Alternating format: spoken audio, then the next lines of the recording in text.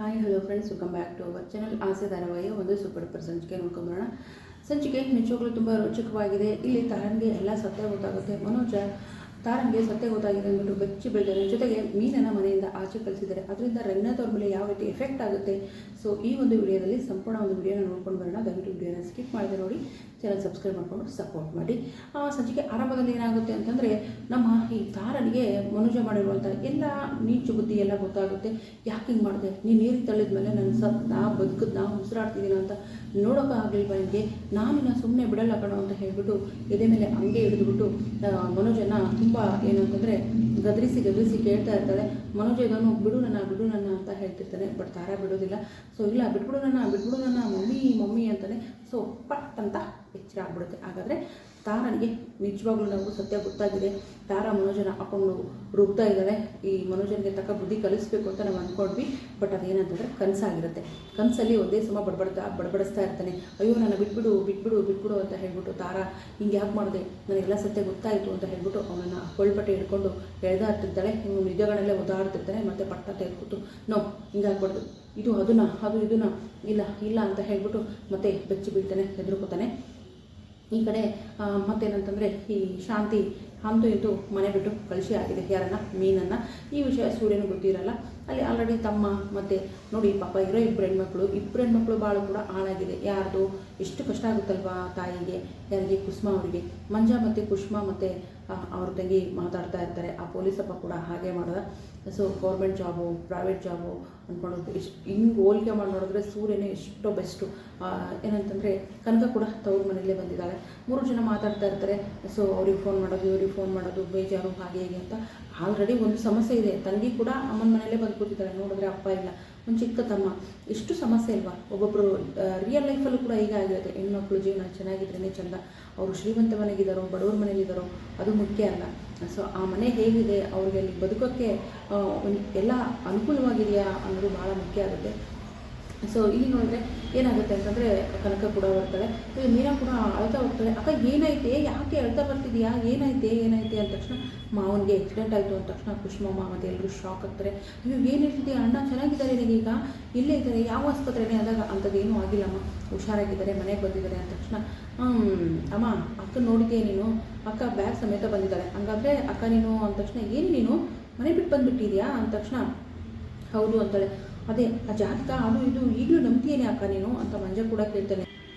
ಅದನ್ನೆಲ್ಲ ನಂಬ್ಕೊಂಡು ನೀನು ಈಗ ಬಂದಿದೆಯಾ ಅಂದ ತಕ್ಷಣ ಹೌದು, ನನ್ನ ಮಾವ ಯಾವತ್ತೂ ಸದಾ ನನ್ನ ಒಂದು ಬೆನ್ನೆಲುಬಾಗಿ ಇದ್ದವರು, ಅವರು ಆರೋಗ್ಯ ಹಾಳಾಗುತ್ತೆ, ನನ್ನಿಂದ ಅವರಿಗೆ ತೊಂದರೆ ಆಗುತ್ತೆ ಅನ್ನೋದಾದರೆ ನಾನು ಮನೆಯಲ್ಲ ಈ ಲೋಕನೇ ಬಿಟ್ಟು ಹೋಗೋಕ್ಕೂ ಸಿದ್ಧ ಅಂತ ಹೇಳ್ತಾರೆ. ಅಲ್ಲ ಕಣೆ ನೀನು ಈ ಥರ ಮಾಡಿದ್ರೆ ಹೇಗೆ ಅಂದ ತಕ್ಷಣ ಅಕ್ಕ ಏನು ಮಾತಾಡ್ತಿದ್ದೀಯ ನೀನು, ಭಾವ ನೀನು ಬರೋಕ್ಕೆ ಬಿಟ್ರಾ, ಭಾವನಿಗೆ ಹೇಳ್ದೆಯಾ, ಖಂಡಿತ ನೀನು ಹೇಳಿ ಬಂದಿರೋದಿಲ್ಲ, ನೀನು ಹೇಳಿದ್ರೆ ಭಾವನಿನ್ನ ಕಳಿಸ್ತಾನೂ ಇರಲಿಲ್ಲ ಅಂತ ಹೇಳಿದ ತಕ್ಷಣ ಅದಕ್ಕೆ ನಾನು ಹೇಳಿ ಬಂದಿಲ್ಲ ಅಂದ ತಕ್ಷಣ ಏನೇ ಮಾತಾಡ್ತಿದ್ದೀಯ ನೀನು, ಅಳಿಯಂದ್ರಿಗೂ ಹೇಳ್ದೆ ಬಂದಿದ್ದೇನೆ, ಎಷ್ಟು ದಿನ ಅಂತ ಈ ಮನೇಲಿ ಇರ್ತೀಯ ಅಂತ ಹೇಳ್ಬಿಟ್ಟು ಕುಸುಮಮ್ಮ ಹೇಳ್ತಾರೆ.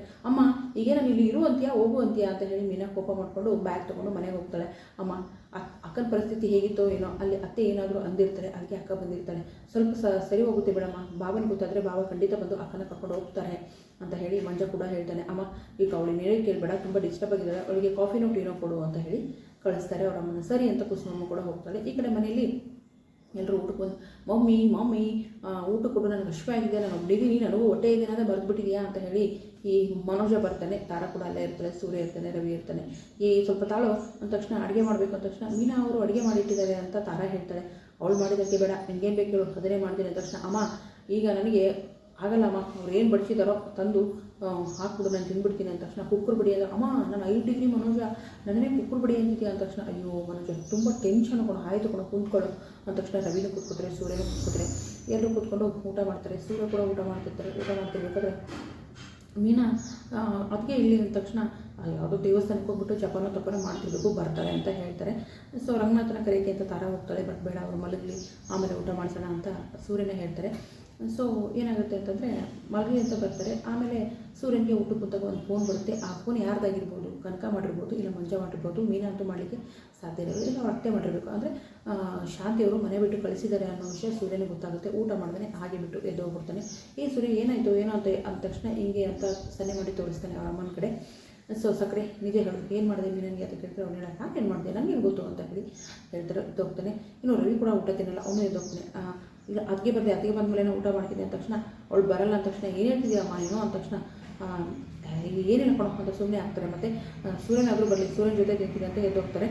ಸೊ ಹೀಗೆ ತಾರಾ ಎಲ್ಲನೂ ಅಬ್ಸರ್ವ್ ಮಾಡ್ತಾ ಇರ್ತಾರೆ. ರಂಗನಾಥ್ ಅವರು ಕೂಡ ಬರ್ತಾರೆ. ಯಾಕೋ ಸ್ವಲ್ಪ ಚಳಿ ಆಗ್ತಾ ಇದೆ ಅಂದ ತಕ್ಷಣ ಅಪ್ಪ ಬಿಸಿನೀರು ತರ್ತೀನಿ, ಗಂಜಿ ತರ್ತೀನಿ ಅಂದಾಗ ಅಯ್ಯೋ ನೀನು ಬೇಡಮ್ಮ ನಾನೇ ತರ್ತೀನಿ ಅಂತ ಹೇಳ್ತಾರೆ.